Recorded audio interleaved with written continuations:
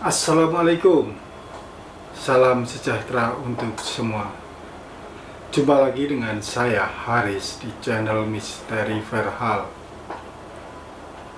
Cerita horor episode ini akan mengisahkan tentang lelaki bernama Edwin yang terus dikuntit oleh hantu cantik. Hantu itu terus mengikuti kemanapun Edwin pergi. Anak Edwin, Rizka, yang berusia 3 tahun, kerap mengatakan jika ayahnya sering dibelai oleh hantu cantik itu. Saat ia sedang menonton televisi, saat ia sedang tiduran, ataupun saat ia duduk ngobrol bersama istrinya Yayu. Ocehan Rizka ini membuat Edwin dan Yayu ketakutan. Mereka berusaha mencari tahu siapa hantu cantik itu dan bagaimana mengusirnya. Sebelum saya melanjutkan cerita, saya ucapkan terima kasih kepada teman-teman yang terus mendukung channel ini, baik melalui komentar, like, maupun subscribe. Untuk teman-teman yang baru pertama kali mengunjungi channel ini, segeralah untuk subscribe dan aktifkan tanda lonceng, agar saat saya mengunggah konten baru, teman-teman mendapatkan notifikasi. Saya doakan teman-teman selalu dalam keadaan sehat, bahagia, dan tentu banyak rezeki. Amin amin ya robbal alamin. Sebelum memasuki cerita inti, saya jelaskan dulu rumah Edwin. Edwin tinggal di sebuah rumah di pinggir rel kereta api di Jakarta Selatan. Sebenarnya tanah ini milik PT KAI. Namun sejumlah warga nekat membangun rumah di atas tanah itu karena lokasinya strategis, berada di pinggir jalan yang menghubungkan antara Jakarta Selatan dan Depok. Rumah itu berada di dekat perlintasan sebidang kereta api. Sebagai informasi, perlintasan sebidang adalah persilangan antara jalur kereta api dengan jalan raya pada satu bidang, yaitu di atas tanah. Isu yang menonjol dari perlintasan sebidang ini adalah tingginya angka kecelakaan antara mobil dan kereta api, terutama pada perlintasan sebidang yang tidak dijaga. Perlintasan sebidang di dekat rumah Edwin ada penjaganya, tetapi lagi-lagi sebagian masyarakat yang tidak tertib menjadi penyebab kecelakaan. Mereka suka menyerobot jalan meski palang pintu sudah diturunkan oleh penjaga. Rumah Edwin sendiri sangat sempit. Hanya ada satu ruang serbaguna, dapur, dan kamar mandi. Jadi, di ruang serbaguna ini, Edwin menonton televisi, makan, tidur, dan juga menerima tamu. Menjelang tidur, kasur digelar. Pagi harinya, kasur dilipat.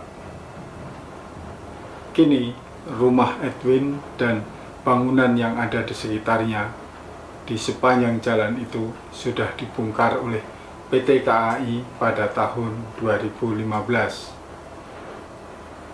Peristiwa horor ini sendiri terjadi sekitar tahun 2010. Suasana di rumah Edwin ini panas. Selain cuaca di Jakarta memang sudah panas, bangunan rumah Edwin juga kurang bagus. Tinggi bangunan hanya 3 meter dengan atap asbes. Jendela juga tak banyak karena khawatir asap dari knalpot kendaraan masuk ke rumah. Kondisi ini menambah panas dan pengap situasi di rumah Edwin. Maka wajar jika Edwin suka memakai kaos singlet saat berada di rumah. Ia juga gemar tiduran di depan televisi dengan kipas angin menyala. Edwin belum bisa tidur lelap, belum bisa tidur nyenyak jika kereta api masih lalu lalang. Gesekan roda besi dan rel kereta api menimbulkan suara tak sedap. Perlu diketahui, rumah ini hanya berjarak 3 meter dari rel kereta api. Bukan hanya Edwin yang terbiasa tidur malam. Istri dan anak sematawayangnya, Rizka, terbiasa tidur larut malam. Mereka menghabiskan malam dengan menonton televisi. Acara favorit keluarga Edwin adalah sinetron dan reality show semacam Termehek-mehek. Sekedar informasi, Termehek-mehek adalah sebuah acara reality show yang tayang di Trans TV. Acara ini menceritakan seseorang yang meminta dicarikan orang yang dikasihi atau disayangi yang tiba-tiba hilang atau telah lama hilang kepada kru Trans TV.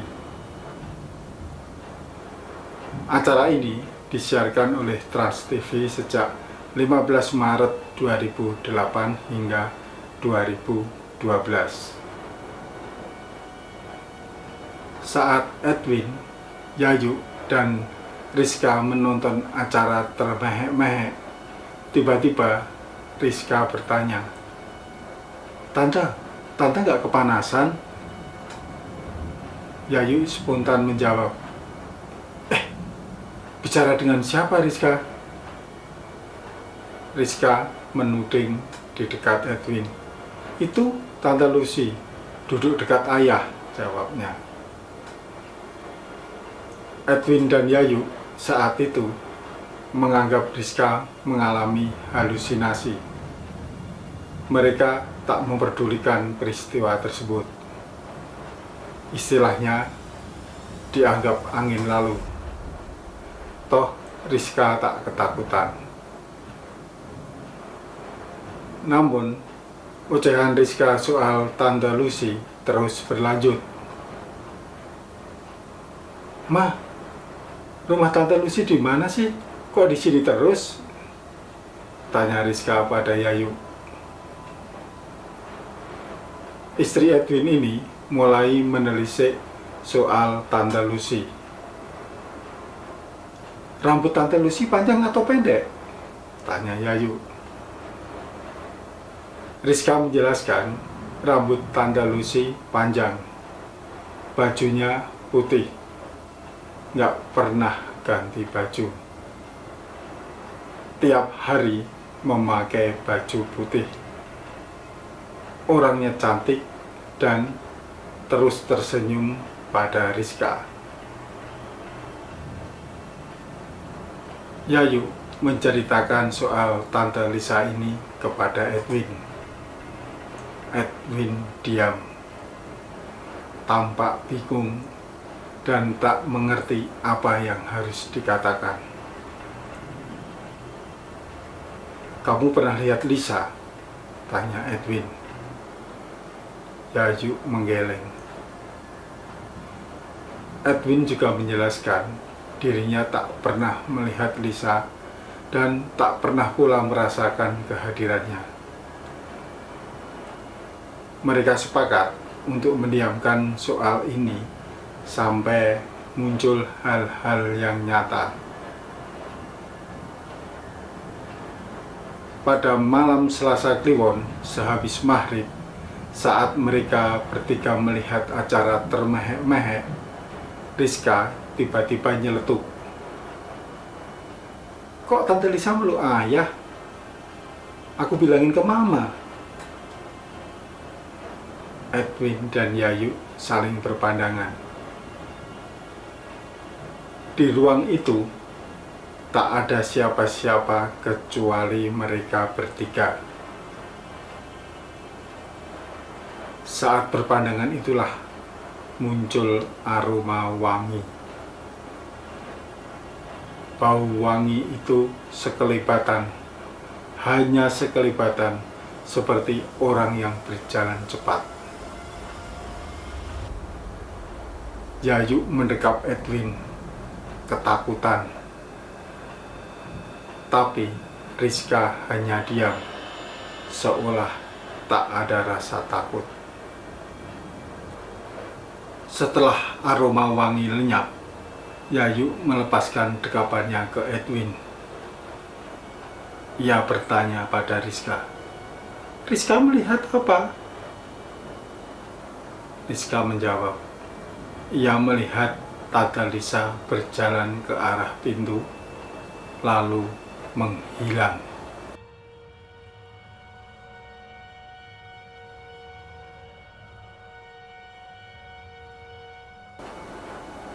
Edwin dan Yayu tambah ketakutan.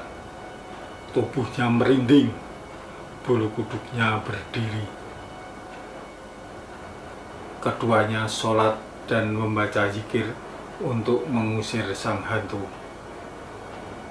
Malam itu, keduanya tidak bisa tidur nyenyak, tidak bisa tidur lelap. Ia selalu was-was, selalu khawatir akan muncul Tante Lisa lagi. Pagi hari, ketika Edwin berangkat kerja, Yayu mengajak Rizka ke seorang paranormal bernama Ki Sabdo. Kepada Ki Sabdo, Yayu menceritakan kejadian malam tadi. Juga cerita Rizka yang mengatakan sering melihat Tante Lisa di rumahnya. Tante Lisa ini selalu mengenakan baju putih dan berambut panjang. Rizka tak takut pada Tante Lisa karena Tante Lisa ini ramah terhadapnya. Wajahnya juga cantik. Ki Sabdo mendengarkan cerita Yayu dengan seksama. Kemudian ia masuk ke ruang meditasi. 15 menit kemudian, Ki Sabdo keluar. Ia menghisap rokok dalam-dalam, belum berbicara sepatah kata pun. Yayu pun tak berani bertanya sebelum Ki Sabdo menjelaskan. "Kapan ada kecelakaan di perlintasan kereta?" tanya Ki Sabdo. Yayu menjelaskan sekitar sebulan lalu seorang mahasiswi meninggal dunia ketika mobilnya tiba-tiba mogok di perlintasan tersebut, kemudian tertabrak kereta dan terseret sejauh 30 meter. Ia meninggal di dekat rumah Yayu. Setelah mendengar cerita dari Yayu, Ki Sabdo kembali masuk ke kamar. Yayu diminta menunggu. Sekitar 15 menit kemudian, Ki Sabdo keluar dari kamar. Ia menemui Yayu, lalu mengeluarkan kantong kecil berwarna putih. Kantong itu terbuat dari kain. Rajah ini dipasang di atas pintu depan dan belakang, ujar Ki Sabdo. Ki Sabdo juga berpesan agar Yayu langsung pulang ke rumah, tak boleh mampir kemanapun. Begitu sampai rumah, raja itu harus langsung dipasang. Cukup dipasang menggunakan paku. Yayu mengiyakan semua pesan dari Ki Sabdo. Ia langsung pulang. Sampai di rumah, ia mencari paku dan palu, lalu memasang Raja di atas pintu.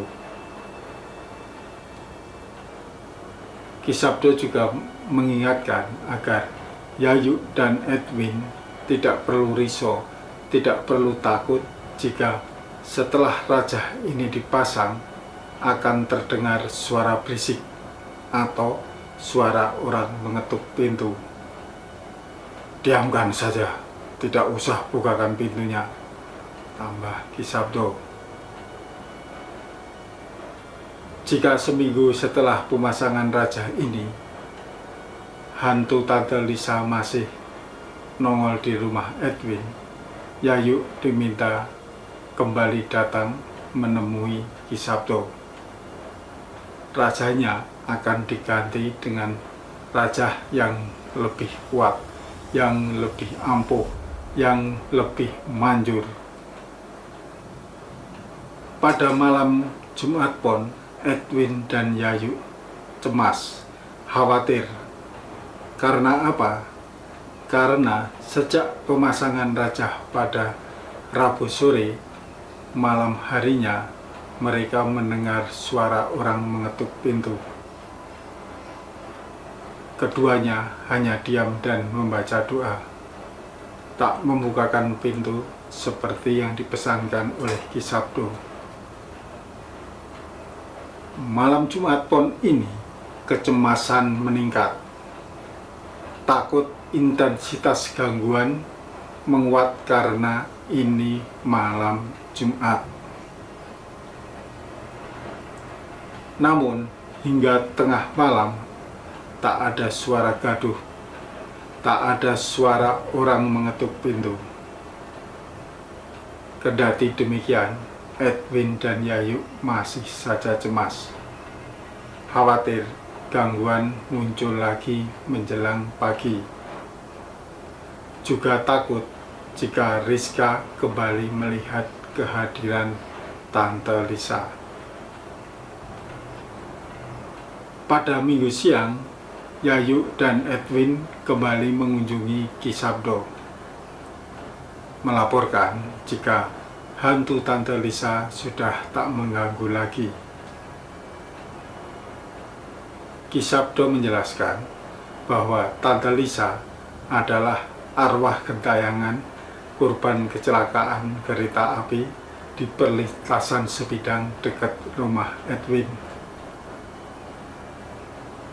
Keduanya diminta membacakan doa bagi Tante Lisa agar arwahnya diterima di sisi Tuhan dan tidak lagi gentayangan serta mengganggu warga sekitar. Teman-teman, demikian cerita horor yang dialami oleh pasangan Edwin dan Yayu saat mereka tinggal di dekat perlintasan sebidang rel kereta api. Cerita ini sekaligus mengingatkan kepada kita agar kita harus berhati-hati, harus tertib saat berkendara, terutama saat berada di perlintasan kereta api. Jangan pernah menerobos portal yang sudah ditutup oleh petugas, karena taruhannya adalah nyawa. Untuk teman-teman yang memiliki cerita horor dan ingin menjadi narasumber, silahkan menghubungi saya baik melalui email atau kolom komentar di bawah ini ataupun melalui Instagram. Nanti saya akan menghubungi balik. Ikuti terus channel Misteri Verhal untuk mendengarkan kisah-kisah horor lainnya. Sampai jumpa. Wassalamualaikum warahmatullahi wabarakatuh.